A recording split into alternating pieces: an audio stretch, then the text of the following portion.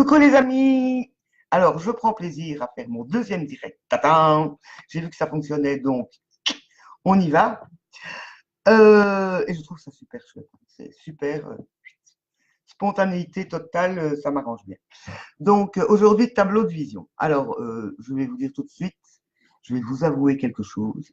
C'est mon cinquième défi. Bon, j'en ai fait six, mais il y en a un que j'avais laissé en rade. Donc, je n'ai jamais fait le tableau de vision. J'ai toujours zappé ce truc-là.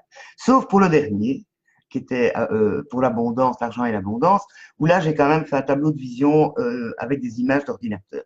Je n'ai pas de magazine, je ne compte pas acheter de magazine et j'ai pas envie de chercher après des magazines. Et cette fois-ci, bon, aujourd'hui, donc qui est le jour où je dois faire le tableau de vision, j'ai donné mon premier atelier, comme je vous ai dit hier, avec ma nouvelle élève, ça s'est super bien passé, on s'est bien amusé, on a débordé sur l'horaire comme je le fais chaque fois.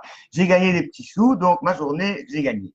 Tableau de vision zéro. Donc quand j'ai vu ça ce matin, je suis allé voir la petite vidéo de Lilou puisque je profite des 9 jours gratuits.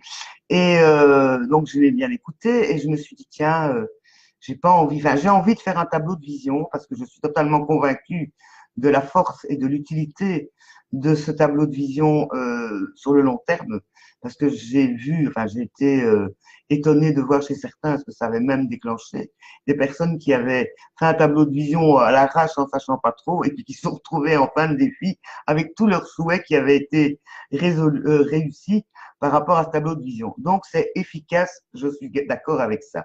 Par contre, bon, voilà, donc je me dis, mais j'ai quand même envie de faire l'exercice, puisque je suis convaincu de son efficacité.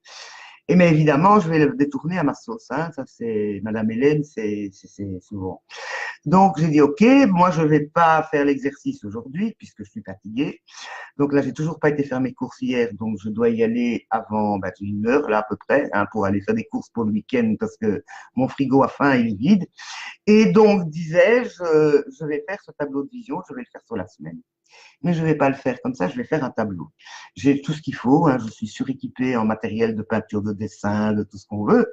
Donc, j'ai pas encore, mais déjà, j'ai pris la peine de me poser un petit moment ce matin, puisque j'ai fait ça ce matin avant mon cours, et j'ai déjà une image ou des images qui me viennent. Et je vais essayer de faire un tableau en mix média. Je ne sais pas encore très bien où ça va me mener, mais voilà. Donc moi, évidemment, j'ai des grosses facilités puisque je suis une créative permanente. Et je pense que Lilou, dans cet exercice qu'elle met au début du défi, en dehors de ce qu'elle explique, c'est-à-dire l'efficacité que ça a sur le long terme, elle nous invite à rêver, à nous laisser rêver. Et donc à imaginer même des choses qui n'existent pas, à créer un scénario, une histoire. Alors, est-ce que c'est notre histoire ou l'histoire qu'on aimerait bien vivre? Laissons-nous aller. Et j'ai lu un post là, il y a 2 minutes, j'ai pas encore tout lu, je viens de rallumer mon ordinateur, qui, comment dire, qui se questionnait par rapport au nombre de personnes qui mettaient dans leur tableau de vision enfin, je veux dire, des choses qui sont liées au spirituel à la fois, ou comment dire, oui, à toute la partie spirituelle. Et ça m'a parlé parce que moi, je suis à la base quelqu'un qui ne suis pas ni religieuse ni spirituelle. Je suis quelqu'un de très pragmatique et de très concret. Voilà. Et je me rends compte aussi que tout ce qui est lié au développement personnel, il y a un langage. Il y a un langage que j'ai appris à connaître, qui touche un peu de la spiritualité, qui touche un peu de la psycho. Il y a des référents de personnes qui ont travaillé dans ces domaines et qui emploient certains vocabulaires. Et donc, c'est vrai que ces mots de spiritualité, de Dieu, de l'univers, de l'ensemble, bref, moi, au début, ça me paraissait tout à fait du chinois, du cinéma. Mais en fait, pourquoi?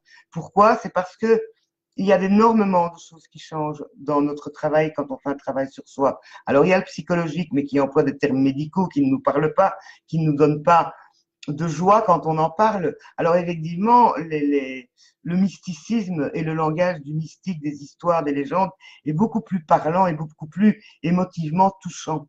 Et donc, c'est forcément, je pense que dans le développement personnel, si ce langage vient s'imbriquer dedans, c'est parce qu'il est vibratoirement, parce que bon, ça c'est aussi une partie du développement personnel, c'est lié à la vibration, et que c'est des mots et un langage qui fait vibrer davantage. Mais aussi parce que, comme c'est nouveau dans l'ensemble, puisque bon, on finit par se rendre compte qu'on fait partie d'un tout et qu'on n'a pas les mots pour parler de ce qu'on ressent par rapport à ce tout qui commence à nous toucher, alors que au départ, on est dans une petite bulle, dans une petite vie, avec une petite histoire, et on croit que c'est la vraie vie. Et puis un jour, on ouvre une porte, et puis une autre porte, et puis encore une troisième porte, et on finit par élever, élever, ouvrir, comme dit Lilou. On ouvre de plus en plus. Et donc, il y a un moment donné où on n'a pas les mots pour dire ce qui se passe dans l'ouverture. Et on emploie les mots connus, c'est-à-dire les mots qui parlent de Dieu, qui parlent de foi, qui parlent de rêve, et de magie, ou de, voilà, un langage ancien, parce que nous l'avons en nous. Et voilà. Et je crois que c'est parce qu'on n'a pas les mots. Et donc, combien de fois, moi, je tourne en dérision ce vocabulaire-là, et comme je l'ai fait hier en parlant d'élever mon âme quand je fais le ménage, mais en fait, c'est ça, c'est mettre en parallèle deux univers qui finalement, le but du jeu, c'est que les deux univers se rejoignent et qu'on finisse par être à l'aise dans l'un et à l'aise dans l'autre. Alors, chez certains, ben, ce ne sera pas évident, mais à l'intérieur, ce sera englobé, intégré. Moi, il y a un jour où j'ai été confrontée dans ma vie plusieurs fois à des événements ou des choses qui étaient inexpliquées. Je ne comprenais pas des coïncidences qui se répètent et qu'on appelle des synchronicités, n'est-ce pas? Mais au début, on vous dit c'est le hasard. Et puis deux fois le hasard, et puis trois fois le hasard. C'est plus du hasard. Mais comment ça se fait? Et pourquoi? Et pas de réponse.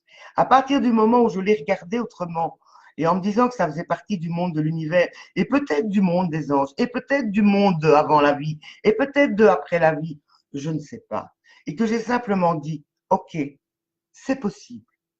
J'ai pas dit que c'était vrai, que c'était faux, c'est possible. À partir du moment où j'ai dit, c'est possible, les choses ont commencé à venir. Et j'ai changé aussi mon regard sur ma pensée, c'est au lieu de dire, je ne crois que ce que je vois, c'est de dire, je ne vois que ce que je crois.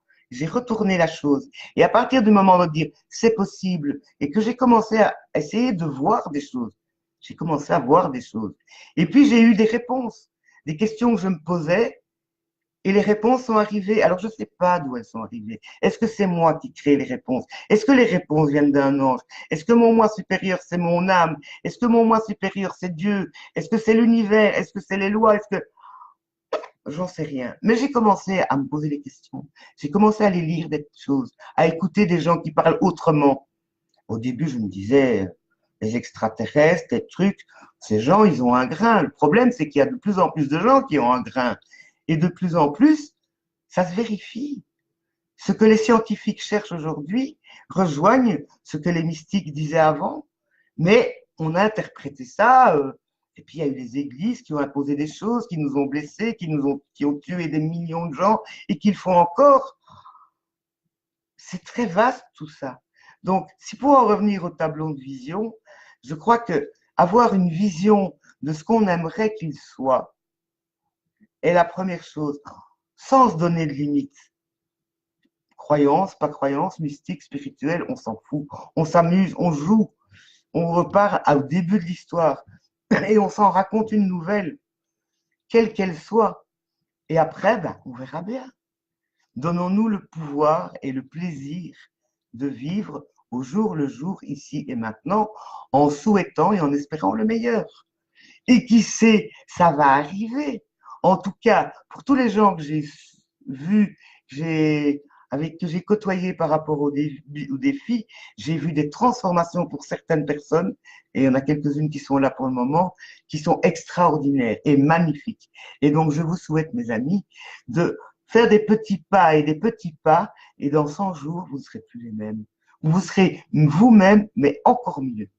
Voilà, c'était mon spectacle du jour.